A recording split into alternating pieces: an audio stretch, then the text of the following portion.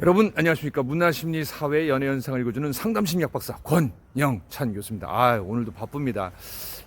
제가 오늘 오전에는 수원교육청 산하의 이제 꿈의 학교에서 우리 아이들을 대상으로 강연을 진행합니다. 이제 뭐 연예인이 꿈인 친구들도 있고요, 뭐 교수님이 꿈인 친구들도 있고, 뭐 국회의원, 잠깐만, 근데 국회의원이 꿈인 친구가 있을까 모르겠네요. 요즘에 하도 막 싸워들 돼갖고.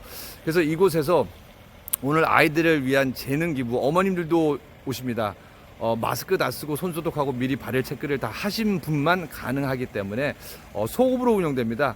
오늘은 사실은 재능 기부를 해서 제가 좀 고민을 했어요. 근데 이제 같이 일하는 우리 꿈의 학교 원장님이 좀 부탁을 하셨어요. 이제 제가 하는 학회에서 만나신 분인데, 오늘 권영찬의 행복TV 미리 예고편 알려드리겠습니다. 뭐 딴 거 없습니다. 제가 사랑하는 미스터트롯 7인방, 그리고 이제 사랑의 콜센터, 요번에는 그래도 뭐 좀 아쉬움이 많긴 하지만 좀 많은 분들이 나왔습니다. 그래서 어제 최대한 다 보내드리려고 노력을 했는데 다 못 보내드렸어요. 그래서 어제 사랑의 콜센터에 대한 상담 심리학적인 분석, 너무 힘들어요. 그래서 그냥 권영찬 교수가 보는 감성 분석 해드릴 겁니다. 첫 번째.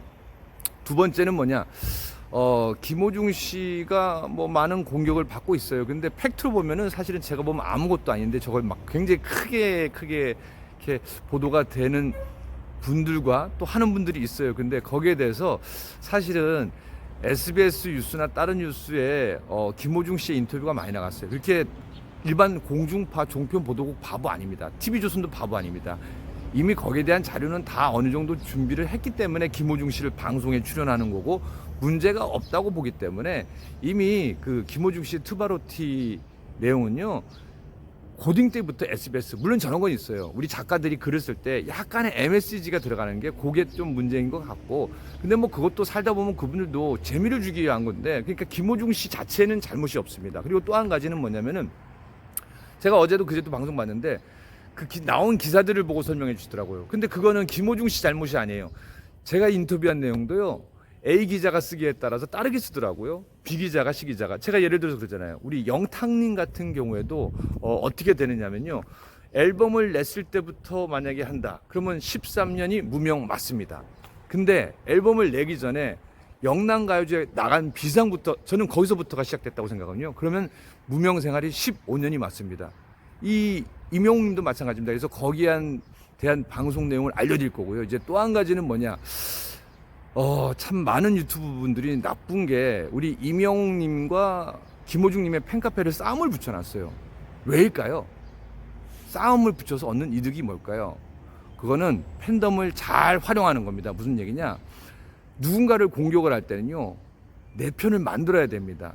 근데 성향이 좀 이렇게 있는 건 뭘까라고 하는 거거든요. 그래서 여러분들이 자칫 잘못하면 제가 걱정하는 건 뭐냐면은, 우리 김호중 팬클럽 여러분들은 김호중 씨를 좋아해서 만든 거고요, 이명웅 팬클럽 여러분들은 이명웅을 좋아해서 만든 거거든요. 근데 이 두, 정말 그 미스트롯에 정말 이 자기 영향을 갖고 있는 이 두 사람을 싸움 붙여서 누구만 이득이 날까요?